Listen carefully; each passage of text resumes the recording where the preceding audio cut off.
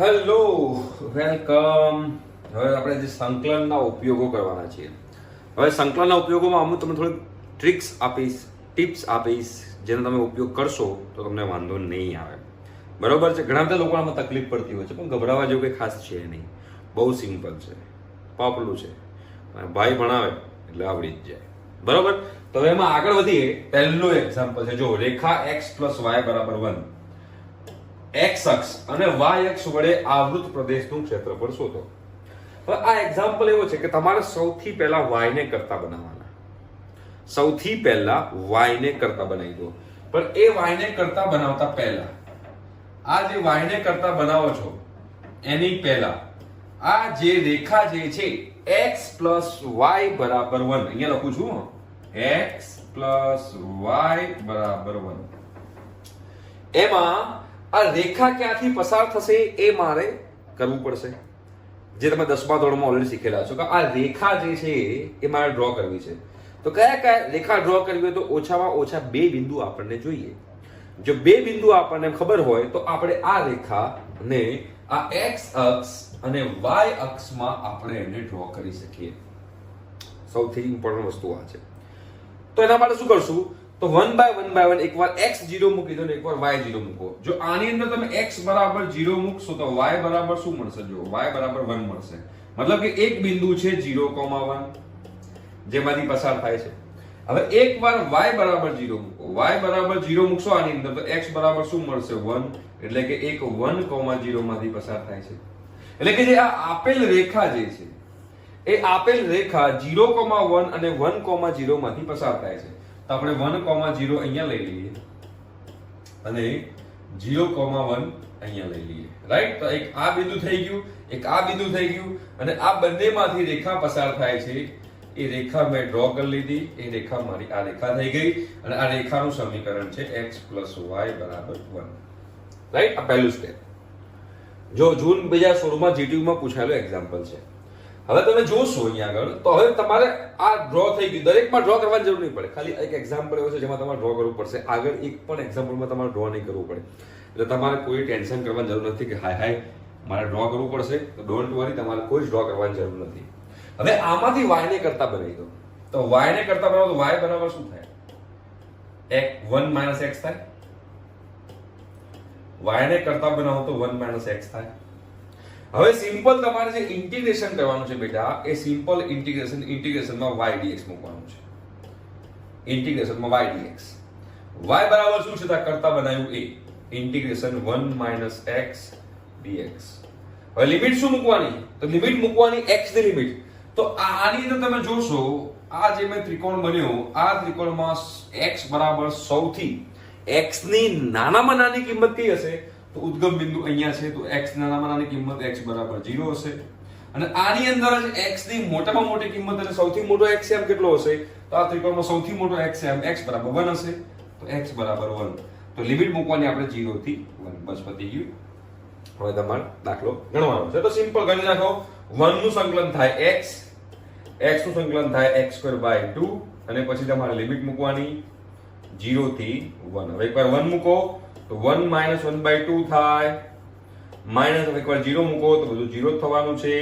1 - 1/2 એટલે કે 1/2 થશે. તમારો જવાબ પતી ગયો. 1/2 આવી ગયો.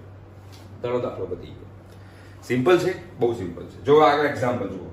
આ પહેલામાં તમારે ખાલી ફિગર ડ્રો કરવી પડી હતી. હવે તમારે ફિગર ડ્રો નહીં કરવી પડે. તમે ડાયરેક્ટ અહીંયા x ની લિમિટ ઓલરેડી આપેલી જ છે. જુઓ y બરાબર x નું x બરાબર 0, x બરાબર 3 અને x અક્ષ વડે આવૃત પ્રદેશનું ક્ષેત્રફળ શોધો. તો ઇન્ટિગ્રેશન તમારે શું કરવાનું છે? Integration y dx. સિમ્પલ. આ મૂકી દો ઇન્ટિગ્રેશન y dx. પણ આ y ની વેલ્યુ તમને આપેલી છે. જો y ની વેલ્યુ તમને શું આપેલી છે? y બરાબર x છે. તો અહીંયા y ની જગ્યાએ શું મૂકીશ? x મૂકીશ. x dx. તમારે જ્યારે ક્ષેત્રફળ શોધવું હોય તો ઇન્ટિગ્રેશન y dx છે. પણ y બરાબર x આપણને આપેલું છે. હવે x બરાબર 0 થી x બરાબર 3 છે. તો x બરાબર 0 થી x બરાબર 3 છે. તો x બરાબર 0 અહીંયા મૂકી દો અને x બરાબર 3 અહીંયા મૂકી દો. બસ હવે સિમ્પલ. તમારું સંકલન કરી નાખો તો x નું સંકલન થાય x²/2. અહીંયા આગળ 0 થી 3. હવે 3 મૂકો તો 9 થાય. 9/2 - 0 એટલે કે ફાઇનલ આન્સર તમારો 9/2 આવી ગયો. દાખલો તમારો પતી ગયો. સિમ્પલ. હવે જો એક્ઝામ્પલ નંબર 3 જુઓ તો પણ તમને ખબર પડશે કે એ ઇન્ટિગ્રેશનમાં તમે જોશો તો y dx મૂકી દો સિમ્પલ. હવે અગેન અહીંયા y બરાબર x જ આપેલું છે તો y બરાબર x આપેલું છે તો પાછું અહીંયા x dx મૂકી દો. વેરી ગુડ, x dx મૂકી દીધું. હવે x dx મૂકી દીધું. હવે x બરાબર 0 થી x બરાબર 2 છે તો અહીંયા હું 0 મૂકી દઈશ, અહીંયા હું 2 મૂકી દઈશ. હવે સિમ્પલ સંકલન કરો તો x નું સંકલન x²/2 થાય. અહીંયા હું 0 થી 2 મૂકીશ, 2 નો વર્ગ 4 ભાગ્યા 2, 4 ભાગ્યા 2 એટલે 2. આ તમારો જવાબ આવી ગયો. તો example number 1, example number 2, example number 3 મેં તમારી સમક્ષ સોલ્વ કરીને બતાવ્યા. બહુ સિમ્પલ હતા, બરોબર. હવે તમને ખબર પડી ગઈ હશે કે આમાં તમારે કરવાનું શું છે, કે આમાં કેવું મોટું રોકેટ સાયન્સ નથી. આ બહુ સિમ્પલેસ્ટ એક્ઝામ્પલ છે. માર્ચ 2021 માં જીટીયુ માં પૂછાયેલો એક્ઝામ્પલ છે. અને આ તો આવડી જ જાય, ના આવડે એવું બને જ નહીં. આનાથી થોડા ડિફિકલ્ટ લેવલના પણ એક્ઝામ્પલ છે, એ પણ આપણે જોઈશું. પણ હવે આપણે ક્યારે જોઈશું? આપણે હવે જોઈશું નેક્સ્ટ લેક્ચરમાં, એટલે તમારો બેડો પાર થઈ જશે. ઠીક છે, હવે મળીએ નેક્સ્ટ લેક્ચરમાં. ત્યાં સુધી બાય.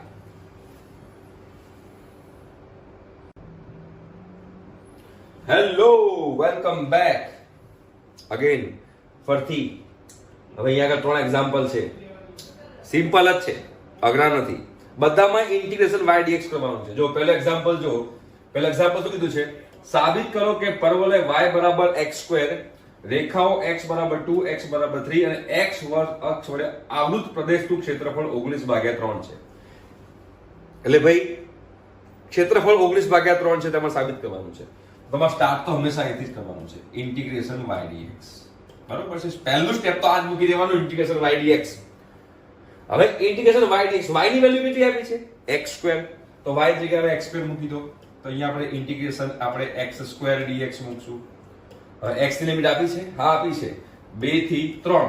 તો અહીંયા હું નીચે 2 મૂકીશ, ઉપર 3 મૂકીશ, પતી ગયું. તો સિમ્પલ તમારે સંકલન કરવાનું છે. સંકલન કરશો તો x² નું સંકલન શું થાય?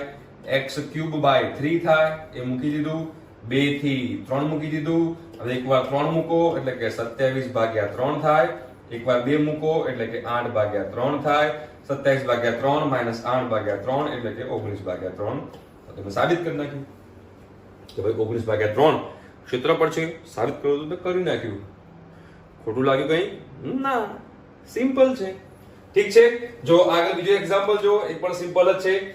વક્ર y બરાબર x², રેખાઓ x બરાબર 1, x બરાબર 2 અને x વડે આવૃત પ્રદેશનું ક્ષેત્રફળ શોધો. તો અગેન સ્ટાર્ટ તો તમારે અહીંથી જ કરવાનું છે, ઇન્ટિગ્રેશન y dx થી. હવે ઇન્ટિગ્રેશન y dx, y બરાબર શું આપ્યું છે? અહીંયા આગળ x² આપ્યું છે.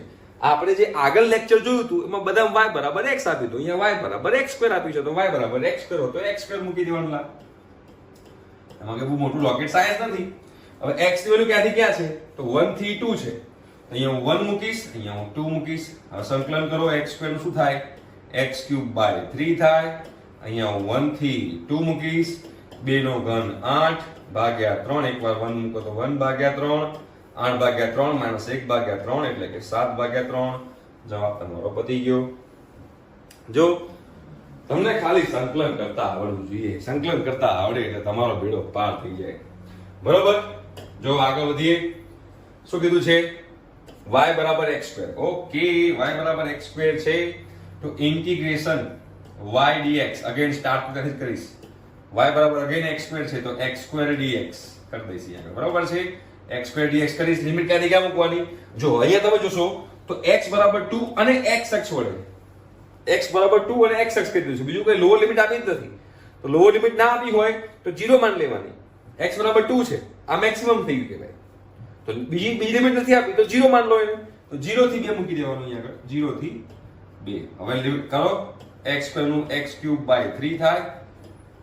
0 થી 2, 2 દુ 4 દુ 8/3. 0 મૂકો તો 0. તો આ તમારો જવાબ 8/3. કેટલા સિમ્પલ એક્ઝામ્પલ છે. આટલા સિમ્પલ એક્ઝામ્પલ કોઈ તો જિંદગીમાં જોયા નથી જોયા ને? બસ તો પછી હવે આગળ વધીએ. જો નેક્સ્ટ એક્ઝામ્પલ જોઈએ. ચલો થોડું મોટું કરી દઈએ. ઓકે, થોડું મોટું કરી દઈએ. થોડું મોટું કરી દઈએ. જો આ બધા એના જ એક્ઝામ્પલ છે. બધા જ એવા એક્ઝામ્પલ છે. જો બધામાં સ્ટાર્ટિંગ તમારે અહીંથી જ કરવાનું છે. Integration y dx. તમે જો ઇન્ટિગ્રેશન y dx. હવે ઇન્ટિગ્રેશન y dx કરશો, પહેલામાં જો y બરાબર શું થશે? y બરાબર અહીંયા ay બરાબર x² છે, તો y બરાબર x² ભાગ્યા a થશે. તો y બરાબર x² ભાગ્યા a થશે. હવે x² ભાગ્યા a થાય, લિમિટ શું કીધું છે? અને રેખા x બરાબર a અને x અક્ષ, x બરાબર a અને x અક્ષ કીધું એટલે લિમિટ તમારે શું મૂકવાની? 0 થી a. પતી ગયું. કારણ કે બીજી આપી જ નથી. આગળનો એક્ઝામ્પલ કર્યો તો એમાં x બરાબર 2 અને x અક્ષ કીધું હતું, તો મેં 0 થી 2 મૂકી દીધું. અહીંયા આગળ x અક્ષ કીધું છે અને x બરાબર a કીધું છે, તો 0 થી a મૂકી દીધું. હવે તમે સિમ્પલ સંકલન કરો તો x² નું થાય x³/3. લિમિટ મૂકી દો 0 થી a. એકવાર a મૂકો, બરાબર, 3a. 3a ને a બાકી રહી ગયો, 3a. તો ભાઈ a³/3a. અને એકવાર 0 મૂકો તો 0 જ થવાનું છે.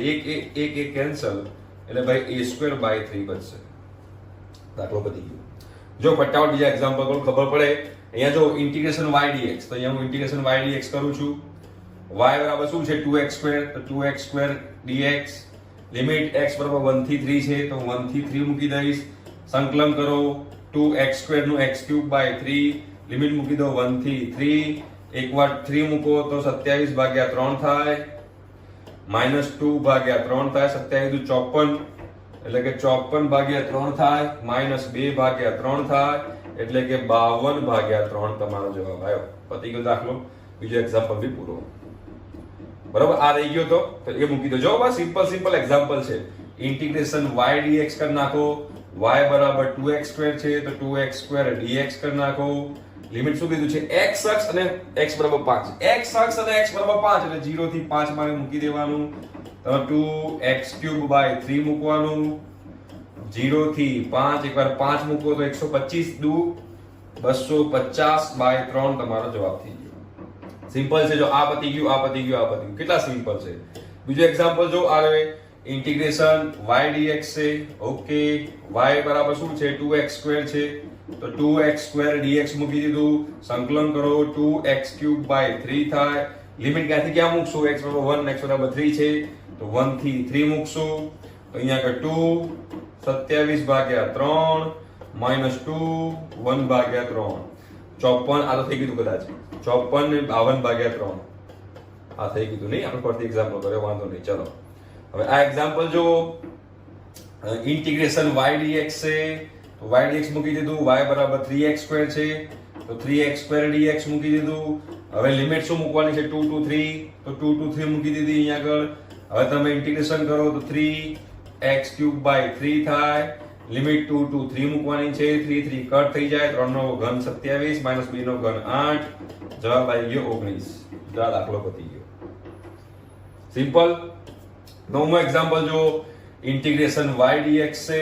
ઓકે, y બરાબર શું છે? 3x² છે, તો ઇન્ટિગ્રેશન 3x² dx થશે. લિમિટ શું મૂકવાની? -2 to 2, તો -2 to 2 મૂકી દઈએ. 3x² નું x³/3 થશે. લિમિટ મૂકી દો -2 to 2, 3 3 કેન્સલ, 2 નો ઘન 8, -2 નો ઘન -8 થશે, માઇનસ પ્લસ થશે, એટલે 16 જવાબ આવશે. બધા એક્ઝામ્પલ મેં તમને કરીને બતાવ્યા. કેટલા સિમ્પલ લાગ્યા? છે જરાય ડિફિકલ્ટ નથી ને? તો પછી ખાલી ખોટા ગભરાવો છો. ઠીક છે, તો આજના લેક્ચરમાં આટલું રાખીએ છીએ. નેક્સ્ટ લેક્ચરમાં જો બીજા ઘણા એક્ઝામ્પલ કરશું. ઠીક છે, thank you so much, bye bye.